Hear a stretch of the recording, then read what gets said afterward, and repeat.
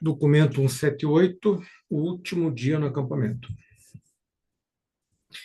Jesus havia planejado passar essa quinta-feira, o seu último dia livre, como um filho divino encarnado na terra, com seus apóstolos e uns poucos discípulos leais e devotados. Logo após a hora do desjejum, nessa bela manhã, o mestre conduziu-os a um local retirado a pouca distância acima do acampamento e ali lhes ensinou muitas novas verdades. Embora Jesus tenha feito outros discursos aos apóstolos durante as primeiras horas da tarde, naquele dia, essa conversa diante do meio-dia de quinta-feira foi a sua fala de despedida aos vários grupos do acampamento, de apóstolos e discípulos escolhidos, tanto judeus quanto gentios. Todos os 12 estavam presentes, salvo Judas. Pedro e vários dos apóstolos notaram a ausência dele, e alguns até pensaram que Jesus o tinha enviado à cidade para cuidar de alguma questão, provavelmente para acertar os detalhes da celebração vindoura da Páscoa. Jesus não retornou ao acampamento senão no meio da tarde, pouco antes de Jesus conduzir os 12 a Jerusalém para compartilharem da última ceia. Acho que ali na última parte é Judas, né? Judas não retornou ao acampamento. Judas não retornou ao acampamento senão no meio da tarde, pouco antes de Jesus conduzir os 12 a Jerusalém para compartilharem da última ceia.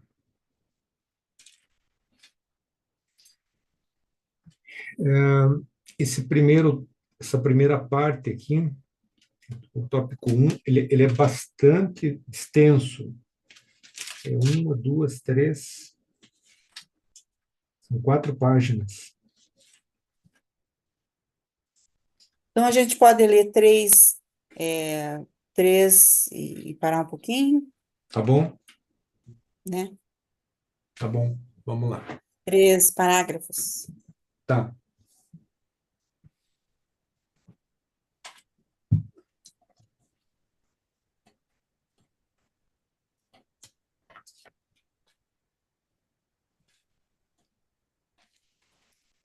Jesus falou para cerca de 50 dos seus seguidores de confiança durante quase 2 horas e respondeu a umas tantas perguntas a respeito da relação entre o reino do céu e os reinos desse mundo, a respeito da relação entre filiação a Deus e a cidadania nos governos terrenos. Este discurso, junto com as suas respostas, pode ser resumido e reescrito em linguagem moderna da seguinte maneira: os reinos deste mundo, sendo materiais, podem frequentemente considerar que seja necessário empregar a força física para a execução das suas leis e para a manutenção da ordem. No reino do céu, os verdadeiros crentes não recorrerão ao emprego da força física. O reino do céu, sendo uma fraternidade espiritual dos filhos nascidos do Espírito de Deus, pode apenas ser promulgado pelo poder do Espírito.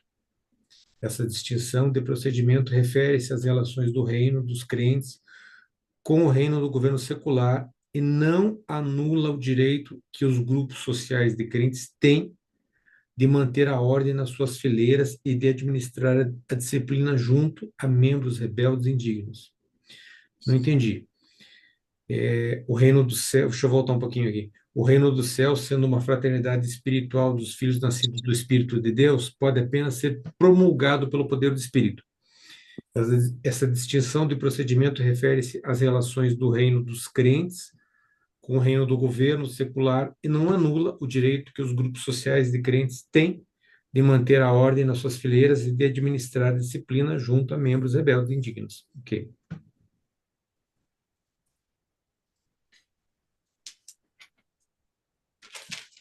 Nada há de incompatível entre a filiação ao reino espiritual e a cidadania do governo no governo secular ou civil. É dever do crente conferir a César as coisas que são de César e a Deus as coisas que são de Deus. Não pode haver qualquer desacordo entre esses dois quesitos, um sendo material e o outro espiritual, a menos que aconteça que algum César presuma usurpar as prerrogativas de Deus e exija que lhe sejam conferidas uma homenagem espiritual e a suprema adoração. Num tal caso, vós adorareis apenas a Deus e, ao mesmo tempo, buscareis esclarecer a esses dirigentes terrenos mal orientados para conduzi-los, desse modo, também ao reconhecimento do Pai no céu.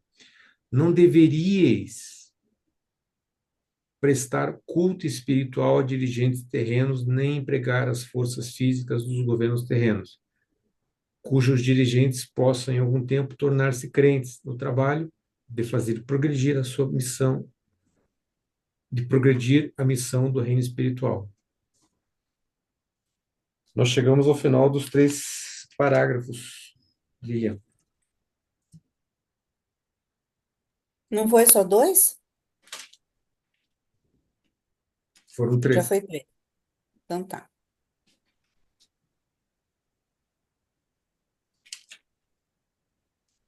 Aqui ele está comentando o reino espiritual e o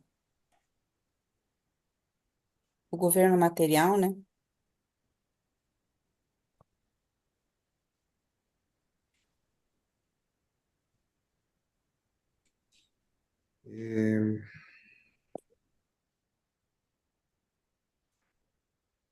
Aqui dá a impressão que Jesus, que, que os rebeldes têm que ser disciplinados, né?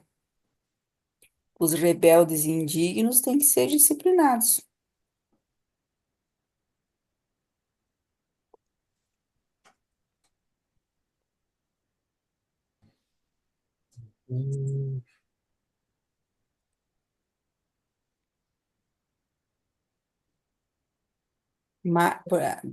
Mas no reino dos céus, os verdadeiros crentes não recorrerão ao emprego da força física.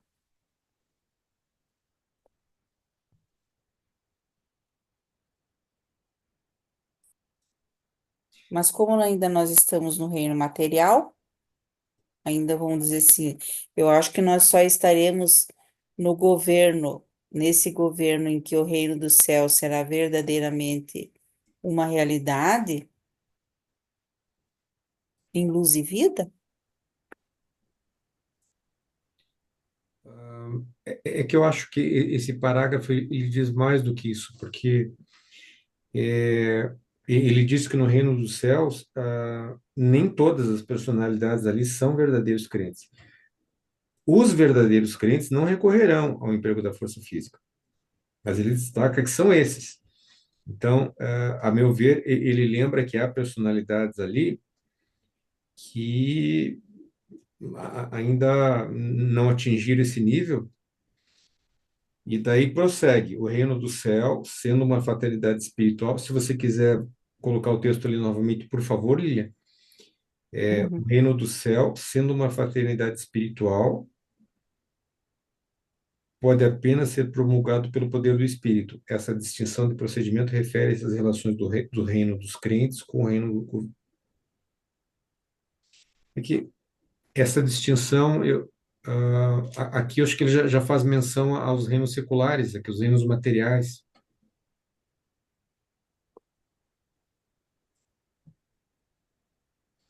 Essa Essa parte? Essa última parte do parágrafo, essa distinção de procedimento refere-se às relações dos reinos dos crentes com o reino do governo secular e não anula o direito que os grupos sociais de crentes têm de manter a ordem nas suas fileiras e de administrar a disciplina junto a membros rebeldes e indignos. Entendi. No caso, não com violência, né? Não precisa ser violento, mas tem que disciplinar de alguma maneira. É isso? Acho que sim, né?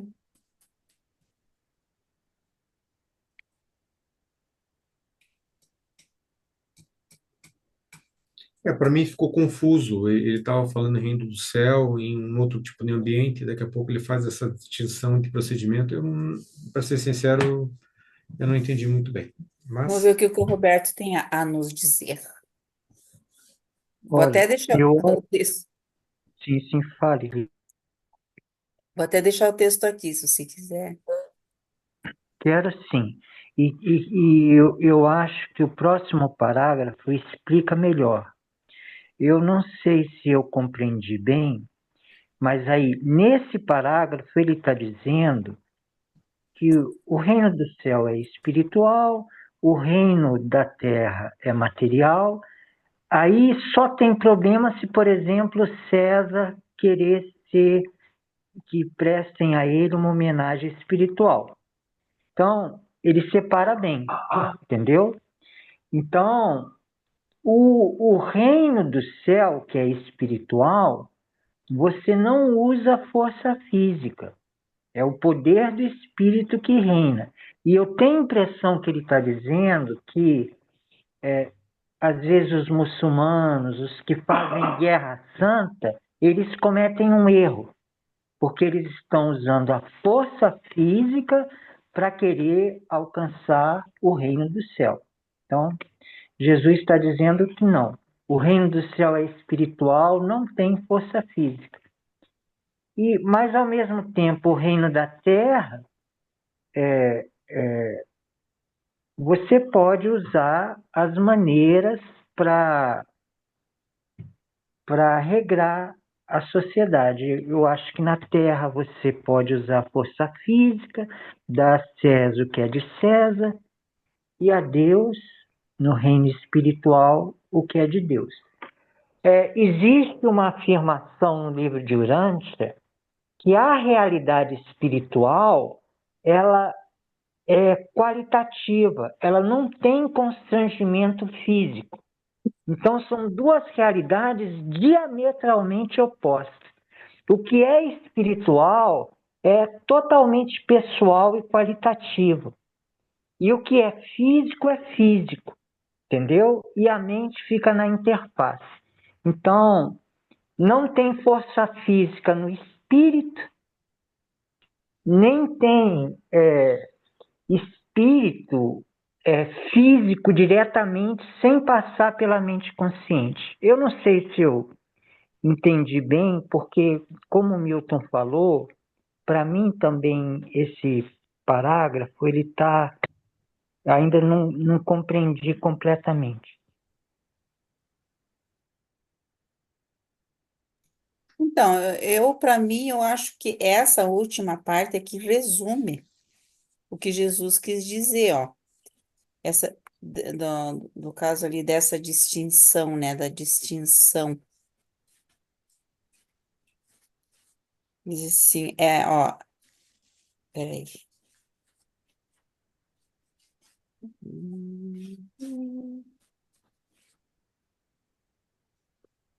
Acho que eu já pulei aqui.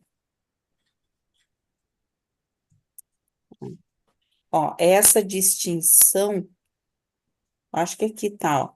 Essa distinção de procedimento refere-se às relações do reino dos crentes, quer dizer, aqueles que acreditam no reino de Deus, no Evangelho, com o reino do governo secular, quer dizer, né? E não anula, ó, o direito que os grupos sociais de crentes, quer dizer, mesmo dos crentes, têm de manter a ordem nas suas fileiras e de administrar a disciplina junto a membros rebeldes e indignos. Então, quer dizer, mas sem o emprego da força física. Não recorrem a... Agora, o que seria essa força física? Porque muitas vezes você tem que... seria a violência? Seria uma força... que muitas vezes, para você parar uma pessoa que está sendo violenta com a outra, você tem que detê-la de alguma maneira. Às vezes tem que segurá-la, né? Então, penso que você emprega a força física, ou essa força física aí quer dizer não a violência em si, porque eu lembro daquele episódio que Jesus segurou aquele rapaz que estava batendo, aquele senhor que estava batendo na esposa, né? Ele deteve esse senhor, algum episódio que eu não lembro, mas que Jesus deteve. Ele empregou uma certa força ali para deter a pessoa que estava sendo violenta com a outra, até que a, a segurança, os policiais viessem para que levassem o homem, né? Estivesse ali. Então, de certa maneira, você tem que empregar uma certa resistência para que a outra pessoa não cometa um crime ou não faça algo, né, de, de mal para outrem, ou mesmo quando você está sendo atacado. Então, aqui, não sei o que que vocês querem, o que os outros entendem.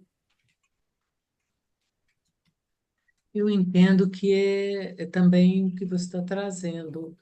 Existem maneiras, né, da gente perceber a distinção do reino exatamente pelo que vai sendo transformado. Esse é o verdadeiro poder que Deus trouxe através de Jesus para a gente. O que precisa ser transformado, ele é transformado, mas ele não é violento. Ainda que hajam correções, porque elas são necessárias, elas não se fazem destrutivamente. Então, eu também concebo essa distinção, porque o poder material, muitas vezes, ele está usando uma força extrema, violenta, né? Existem várias maneiras de se fazer contenção, de se ordenar, de ter regras, mas a destrutividade, a eliminação e a violência é notoriamente algo que não é do plano do reino de Deus. Assim eu concebo, né? A gente vê que as Realmente. pessoas que têm discernimento, clareza, inteligência e estão em posições com funções importantes de liderança, elas têm uma inteligência, né? E quando isso pode ser encontrado em caminhos de integração com a nossa humanidade, a gente vê líderes mais assertivos, né? A gente vê progressos, a gente não vê aniquilação, a gente não vê destrutividade. Agora, esse caminho é um caminho mais sutil, né? Se pensa bem, às vezes os médicos se fazem poderosos por dizer que eles são capazes de feitos de manter a vida das pessoas e se pode perceber pelas cicatrizes, né? Então eles transformam verdadeiras ameaças à vida em preservação da vida e tem ali as cicatrizes, é algo bem material e palpável. Na ordem do espírito, as profundas transformações, elas não têm cicatrizes visíveis, né?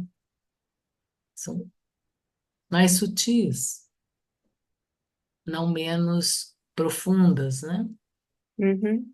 Eu fico pensando como, porque muitas vezes você vai repreender uma pessoa, mesmo os pais, ou então conter uma pessoa, e você acaba humilhando a pessoa, né? É. Você E usa você da falou dos violência pais, verbal, né?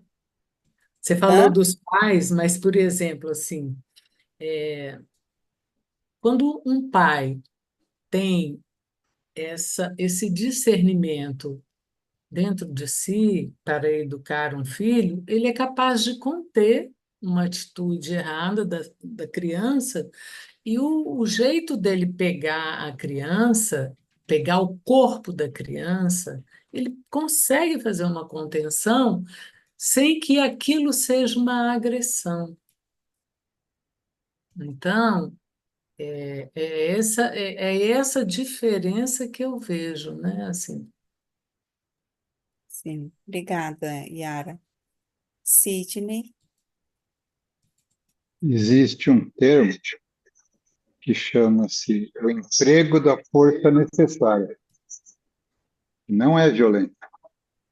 Foi como o exemplo que você deu de Jesus. Ele só usou a força necessária para conter o agressor.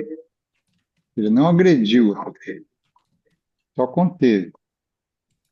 E isso é um termo usado hoje em dia, inclusive judicialmente. É só isso, obrigado.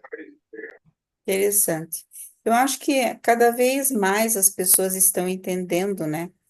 Mesmo muitas vezes, e alguns usam a lei para que haja uma humanização com relação a essa questão de, de justiça mesmo, né, para com cada um. Roberto, Ó, Yara, eu queria te pedir algo, se você puder falar a respeito. Sempre fala dessa meditação na presença do Pai. Como é que você entende quando Jesus falou que muitos vão captar esse ensinamento superficialmente na mente, mas que é preciso que esse ensinamento alcance com raízes vivas o coração? Como é que você ouve isso, minha irmã Yara? Eu sinto como você trouxe, Roberto. A raiz aqui, eu sinto mais como algo que se aprofunda no que toca, no que é genuíno, no que faz sentido verdadeiramente e que diz desse lugar da essência das coisas que são, da essência, da nossa essência humana. É diferente de conhecer e entender uma técnica que vem de um cognitivo. É diferente. A experiência, a experimentação, ela ela não fica superficial porque tem uma experiência. Quer dizer, passa pela pessoa, passa por esse lugar do coração que é a sede do nosso discernimento, porque é quando a gente é capaz de sentir e com os frutos do que Deus traz, né, que é a bondade, a gentileza, a ternura, esse amor mais puro, mais profundo, isso não tem muito a ver com algo cognitivo, né? Assim, que a gente é capaz de entender com mais superficialidade. É aquela coisa assim, algum assunto está sendo dito, entendi. Mas quando algo faz mais sentido, mais profundamente na raiz, você fala, tá, uhum, agora eu fui tocada, né? Eu acho que para mim é isso. Gratidão, Yara. Obrigada.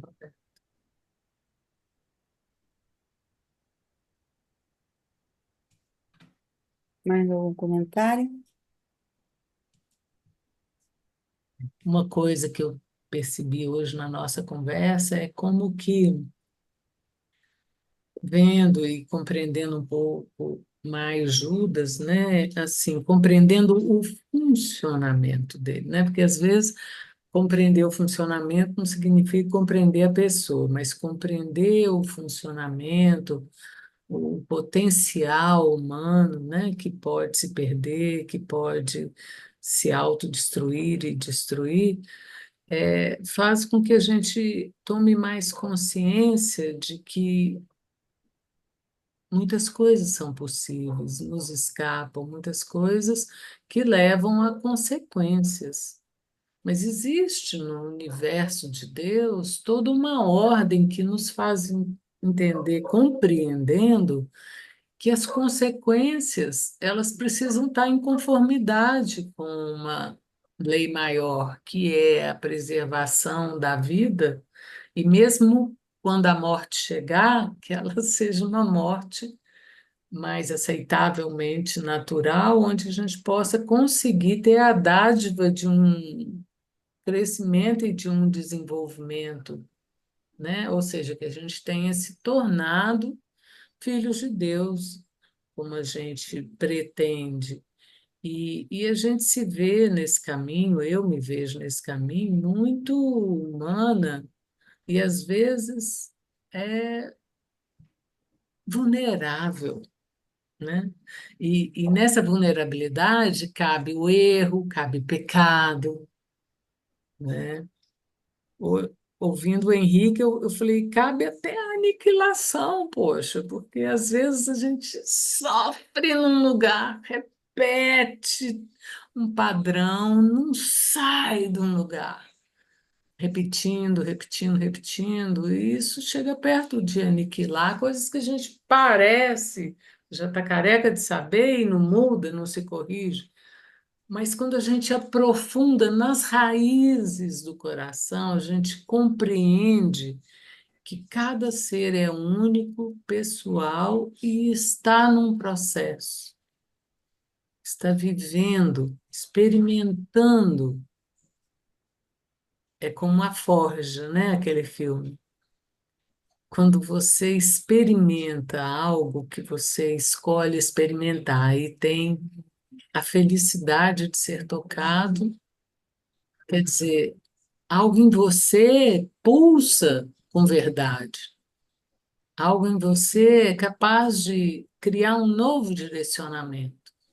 E muitas vezes esse direcionamento que a gente consegue através de uma transformação mais consciente é a compreensão para um caminho de paz, de felicidade, de conformidade nesse sentido, porque eu entendo que o Pai quer que a gente aprenda a se preservar uns aos outros, que a gente possa ser capaz de ter palavras para dizer uns aos outros, olha, aqui você está errando.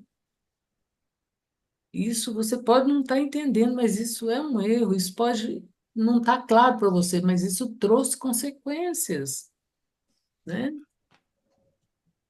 E a gente precisa lidar com essas consequências. Então, é muito ampla a reflexão que eu estou fazendo aqui, ouvindo hoje. Tudo é aprendizado, né, Yara? Tudo é aprendizado. Verdade. Muito bom, Yara. Muito bom. Uhum. Obrigado, Então, obrigado, gente, Yara. Humano, né? Obrigado, Lilian.